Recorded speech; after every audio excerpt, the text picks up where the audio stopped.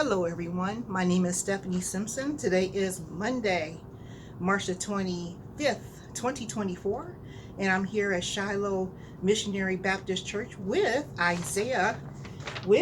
Pastor Isiah Joshua Jr., and he has powerful testimony he would like to share with you. Here's our pastor. Let me begin by saying thank you so much, Ms. Stephanie, for doing this podcast with me and choosing me. I'm honored that you chose to do this. The testimony that I'm going to share with you today will not be like a super lengthy testimony, although my members will tell you that I do nothing that's not lengthy, but that's not true. That's just what they say. I really want to share testimony about the goodness of God and just how awesome He is and the plans that God has for our lives and how we don't always see the workings of God in our lives. Uh, Ironically, the way you have your camera set up, if you will look, you will see over in the corner, just past the lampshade, you'll see a picture of me when I graduated from high school. And next to that picture, you will see the cross.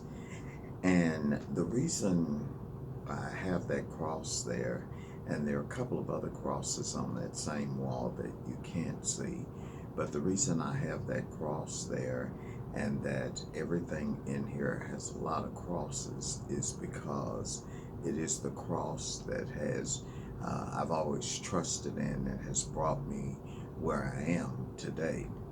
So that the testimony that I want to share with you is one that started many, many years ago.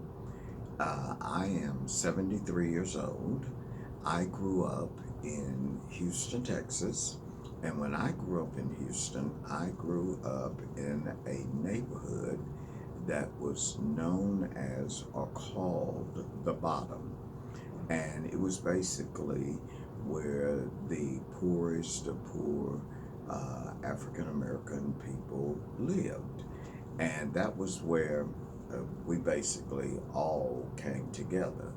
But my mother and my father always instilled in me that we only lived in the bottom, but we were not of the bottom.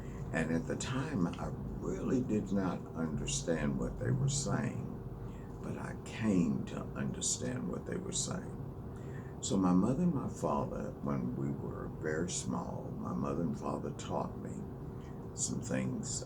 First of all, my mother said to me, I'm a junior, and my mother said, Junior, you were born on March the 4th. And she said, the reason you were born on March the 4th is because you were born on the only day on the calendar year that's a day of instruction where you give people directions to go forth, to march forth. And after they told me that, I didn't understand it. But as I became older, I started to understand March 4th. And I thought, I started to believe that I was born to be a leader. And so I decided when I was in junior high school that at this time schools were going to integrate. And my brother and my sister had gone to Phyllis Wheatley High School, which is an all-black school in Houston. And it was time for me to go to high school. And I decided that I was not going to go to Phyllis Wheatley and I was not going to be a wildcat, that I was going to go to San Jacinto High School and integrate that school. And so I stepped out and just decided I'm just going to just do it. So from where we lived, there was no bus service, no transportation or anything, no transportation at all to the school. So the only way that I could get there was to get up early in the morning, take the city bus, and go all the way through downtown Houston, transfer to another bus, and then get off to be at school on time. And I was determined that I was going to do it. Now, had I gone to Phyllis Wheatley, you have to understand that had I gone to Phyllis Wheatley, I would have received school transportation. I would have been on the bus, but that's not what I wanted to do. So I went to that school, never knowing how God orders your steps and when you stay connected to the cross. So I went to that school, and finally when I became a senior, I had taken all of my classes but one. And the reason I wore this sweatshirt today is because it says University of Dallas. There's a story that goes with it. I'd taken all of my classes, and when I took all of my classes, I had one period as a senior that I didn't have a class to take because I'd fulfilled all my requirements. And so they said, well, you can't leave campus, so we are going to make you an assistant or an aide, if you will, for the counselor. And it just happened to be like a gopher's job, y'all. It was not at all not an assistant. It was a gopher's job. Go do this, go do that, run, take this to this teacher, run, take that to that teacher. So I did exactly what she told me to do. So one day she called me into her office and she said, Isiah, she said, I've been looking at your grades and I know you're going to go to college. Well, the only college I knew about were colleges such as Texas Southern, Prairie View, Grambling, Southern, all of the HBCUs. Those are the only ones I knew of.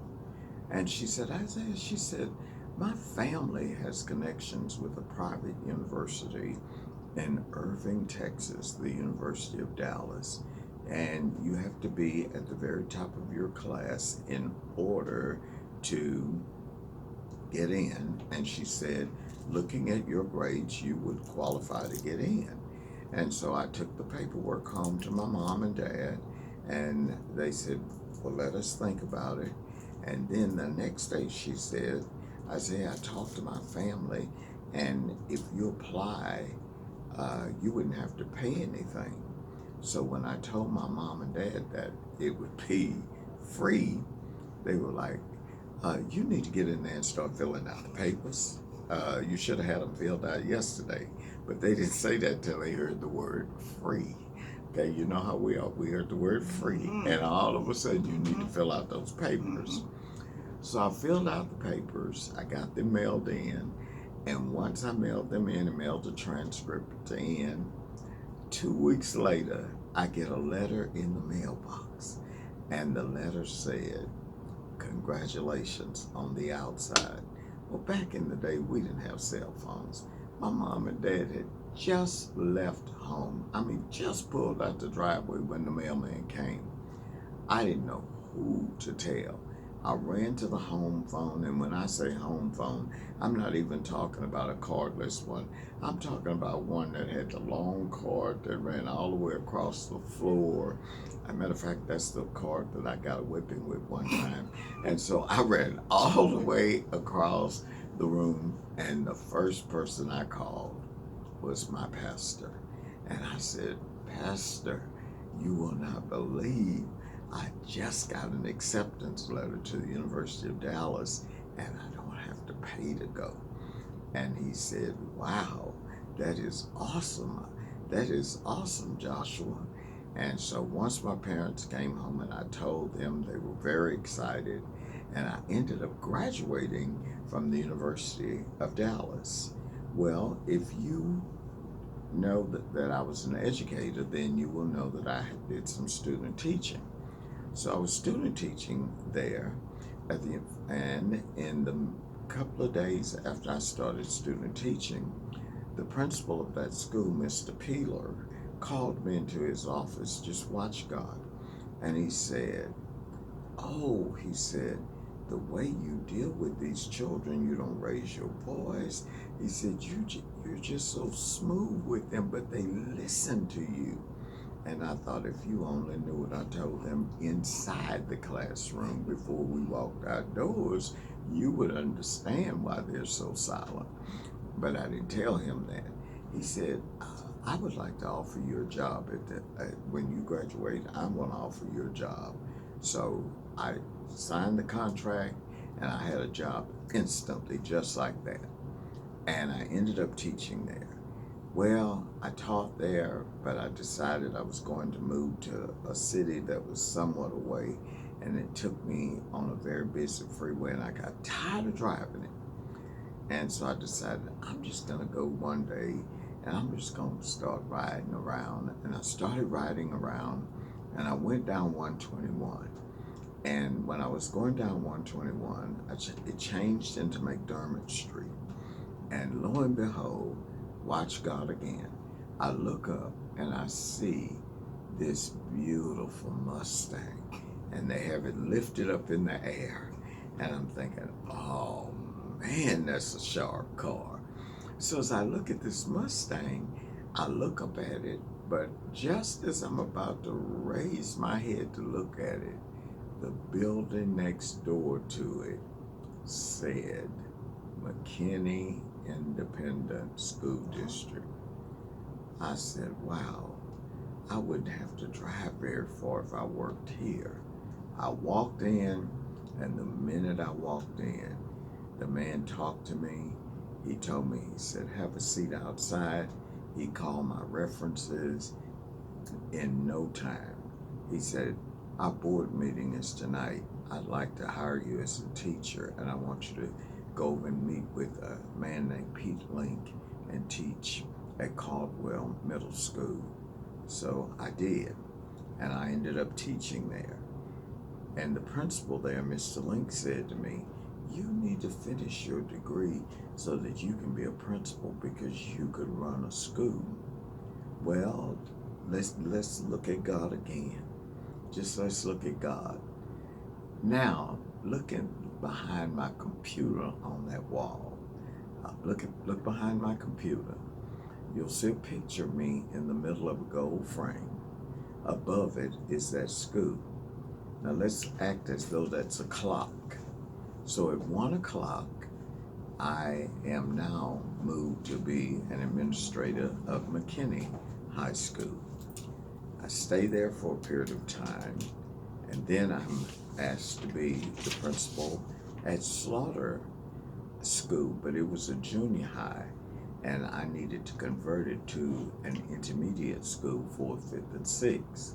I stay at that school, and they asked me would I open another school, which is at the 6 o'clock hour on there if we looked at it as a clock. And they said, would you become the principal at Glen Oaks Elementary? So I opened Glen Oaks Elementary. I stayed at Glen Oaks for about 5 years, watch God, and I got it like I wanted. And the superintendent came to me and said, we're going to have to move a subdivision out of this area, and that subdivision is really, really going to be upset. He says, but Mr. J, if we move you with them, they won't say a word. And so he said, would you open the C.T. Edens campus? I said, wow, man. I said, I don't know. He said, I tell you what, this is the stipend. I said, let me pray about it. Let me pray about it. He said, this is the stipend that we will give you.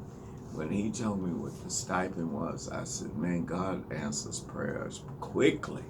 And immediately I took that job. I stayed at that school for 3 years. And believe it or not, after 3 years, the same man comes back. And he says, we're opening a school just east of El Dorado Parkway, and I'll have some Black and Hispanic kids in it, and they really, really need you. They really do, Mr. J. Would you consider opening that school? I said, sir, I'm retiring in 2 years. I am retiring. He said, I just need your fingerprints and footprints on that school. And after 2 years, I went there, I took that job, that school was built, and while I'm building that school, the Lord said to me, you need to also, you're building these schools, how about building a church? And so the building that we're sitting in, that's a whole nother testimony of mine for later. We built this church, and I moved into that school in 2001 in August, and I moved into this church in June of 2001. And the same architect contractor that built the school built this church. And I then retired, and the Lord has blessed me to be the pastor of this church now for almost 30 years. Wow. I was the assistant or associate pastor for 14 years, and God has just been in my life every step of the way.